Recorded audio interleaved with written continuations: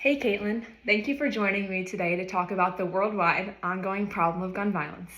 In my Wellness for a Diverse Society class this semester, we have talked about this topic, and I wanted to see if maybe you're interested in discussing it a little bit with me. I chose the topic gun violence in the United States because it's something that we hear about all the time and it's a very big public health issue. I was going to explain a little bit about what we have learned in class, and then I'm going to ask Caitlin a few questions so I can hear her thoughts about it. And thank you for helping me, Caitlin. Yeah, of course, I'm happy to help. In this class, we have learned that gun violence is considered a public health issue, which I'm sure you know. It's not just a crime issue. So that means that it affects communities in all kinds of ways, whether this be physically, mentally, and socially. The United States has much higher gun death rates compared to similar countries like Canada, Japan, the United Kingdom, and many other areas as well. One thing that has surprised me is that a lot of gun deaths in the United States are actually suicides. So they're not just homicides or mass shootings, showing how mental health plays a massive role as well. We have also talked about how access to guns makes a difference.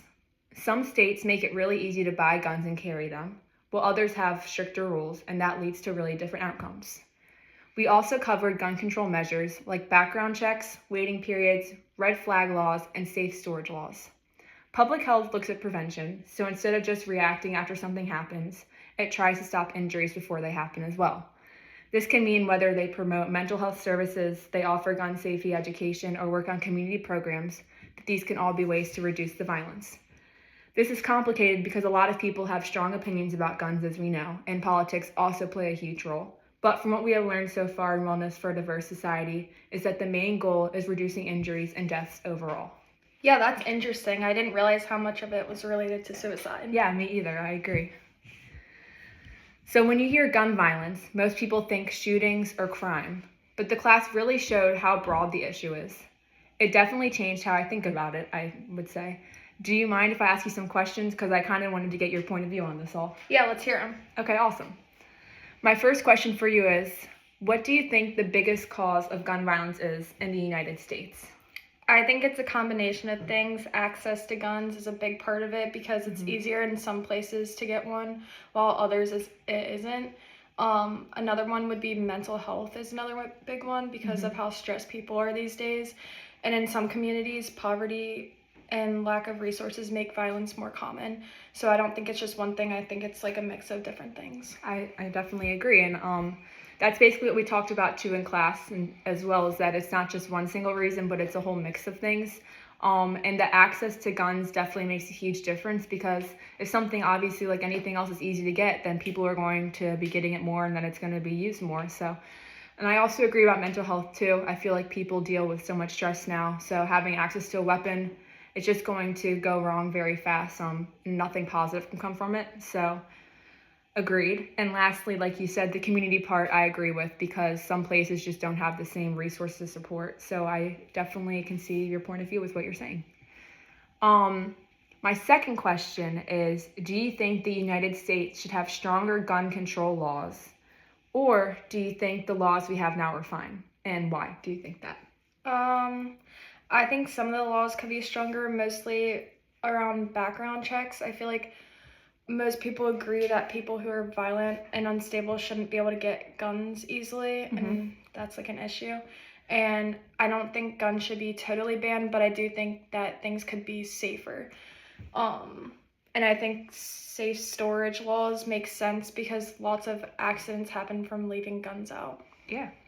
I agree with that as well. I feel like most people, even people who do support gun rights, I think probably still would agree that background checks make sense. It's not really, I think, the fact about taking guns away from everyone, but just making sure people who shouldn't have them can't get them easily. And the self-storage idea, I don't feel like there's any harm in that as well. I think that's crucial. So lastly, what kinds of solutions do you think would help reduce gun violence? Do you think education, background checks, mental health services, community programs? Do you have any other ideas that you could think of? I think all of those would help in different ways. Mental health care is huge, and I also think people's gun safety earlier would help. And community programs are important because a lot of people don't have places like to support them.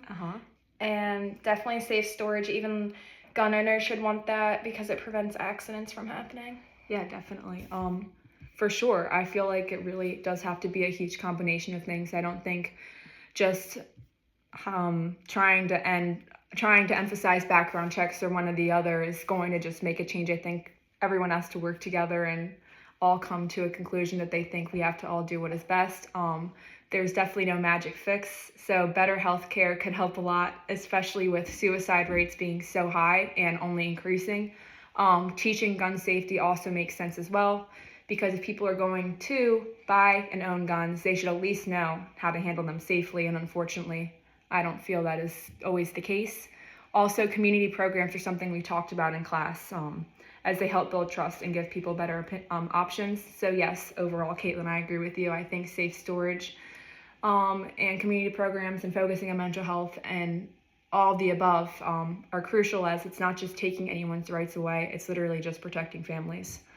So that's everything I needed to ask, and thank you so much for talking with me, Caitlin. I really appreciate you taking the time to do this, and it's helpful always to hear someone else's perspective and ties into what we learned in the class, so I thank you. Of course, no problem. As Caitlin has left, before wrapping up, I overall wanted to take a moment to reflect on everything that was covered and what I learned from both Wellness for a Diverse Society and from talking with Caitlin. Overall, when we first started talking about gun violence, I honestly didn't realize how many layers were involved. I think most people typically only picture crime or mass shootings when they hear about the term, but learning about the huge role suicide plays also really changed how I think about the issue. It shows how gun violence isn't just about individual choices, but it's also connected to stress, mental health, and the support systems and people who do or do not have them. As Caitlin and I did discuss also, another big takeaway for me is how access really does matter. The differences between states with stricter gun laws and states who have looser laws are huge, as that affects both intentional violence and accidental injuries. But at the same time as well, I also understand that people have strong views about their rights, which I respect, so finding a balance is difficult but also very important. What makes sense to me overall is focusing on prevention. Things like background checks, mental health resources, community support, and overall improving teaching safe storage. None of those things take away anyone's rights, I feel, but they do make a real difference. Something else I learned when talking about gun violence is also how uncomfortable it is for a lot of people, and I do get why.